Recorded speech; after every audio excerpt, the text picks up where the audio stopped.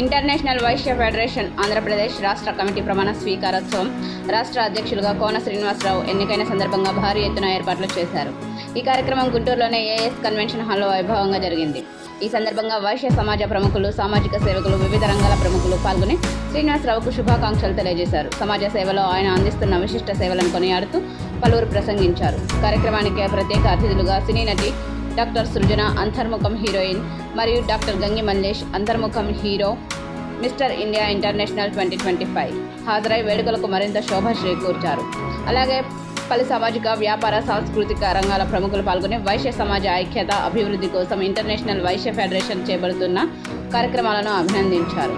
ఈ సందర్భంగా కోన శ్రీనివాసరావు మాట్లాడుతూ ప్రమాణ స్వీకారానికి విచ్చేసిన డాక్టర్ గంగి మల్లేష్కు కృతజ్ఞతలు తెలియజేశారు. సమాజంలోని ఆర్థికంగా వెనుకబడిన వారికి సహాయం చేయడం, యువతకు ఉపాధి అవకాశాలు కల్పించడం, విద్య మరియు సేవా కార్యక్రమాలను మరింత విస్తరించడం తమ లక్ష్యమని పేర్కొన్నారు. కార్యక్రమం అనంతరం కేక్ కటింగ్, సన్మాన కార్యక్రమాలు, సాంస్కృతిక కార్యక్రమాలు నిర్వహించగా హాజరైన అతిథులకు అన్నదాన కార్యక్రమం ఏర్పాట్లు చేశారు. ఈ సందర్భంగా డాక్టర్ గంగి మల్లేష్ మాట్లాడుతూ ఆహ్వానించిన కార్యవర్గ సభ్యులు మణిదీప్, మన్న పద్మావతి, మిట్టపల్లి లలిత, గ్రంథి ధనలక్ష్మి, గ్రంథి సురేఖదేవులకు కృతజ్ఞతలు తెలియజేశారు. International Vysya federation Andhra Pradesh committee సభ్యులకు వారు చేసే సేవా కార్యక్రమాలకు సహాయ సహకారాలు అందిస్తామని తెలియజేశారు. మరో ముఖ్య అతిథి డాక్టర్ సృజన మాట్లాడుతూ మహిళల శ్రేయస్సు కోసం, మహిళల హక్కుల కోసం సూచనలు, సలహాలు అందించారు. మహిళలు ఆర్థికంగా బలంగా ఉండే విధంగా మార్గదర్శకాలు ఏర్పాటు చేసుకోవాలని సూచించారు.